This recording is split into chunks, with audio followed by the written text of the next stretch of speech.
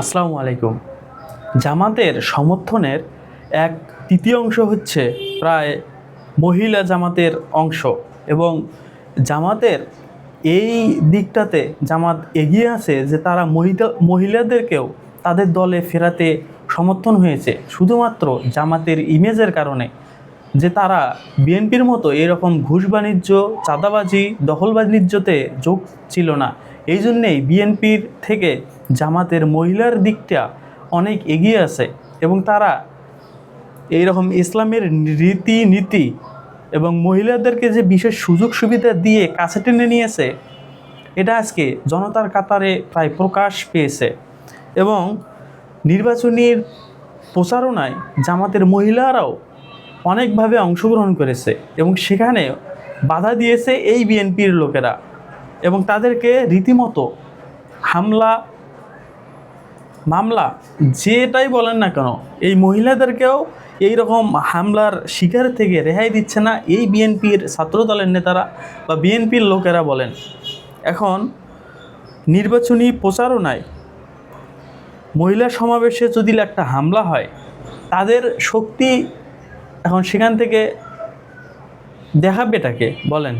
মহিলারা কি এইরকম ছাত্র জনতা বা পুরুষদের ওপরে মারামারি করতে পারবে, ইটপাটকেল নিক্ষেপ করতে পারবে, বা গলাবাজি করতে পারবে? এই যে কথার মাধ্যমে তাদেরকে শান্তশিষ্ট করার চেষ্টা করতে পারবে।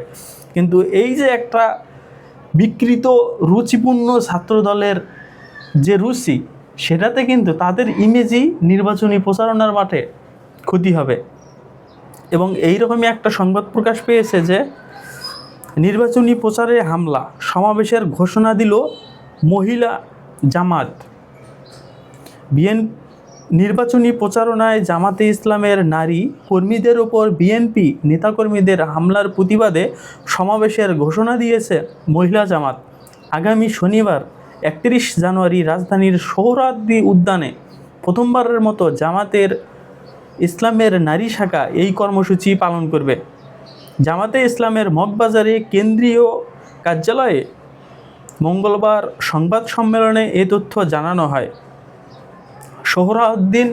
সোহরাওয়ার্দী উদ্যান জামাতের জন্য এক বিশেষ সৌভাগ্যের বিষয় বলতে পারেন। জামাতের যত অনুষ্ঠান হয়েছে এই সোহরাওয়ার্দী উদ্যানেই কিন্তু তার নির্ধারিত একটা স্থান, এবং সেখানে মহিলা জামাত একটা জামায়াতের ডাক দিয়েছে, সমাবেশের ডাক দিয়েছে।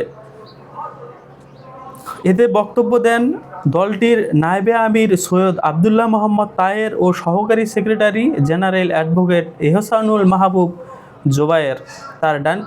তার পাশে ছিলেন দলটির সহকারী সেক্রেটারি জেনারেল ও নির্বাচনী পরিচালনা কমিটির প্রধান মাওলানা এটিএম মাসুম ও অলিউল্লাহ নোমান।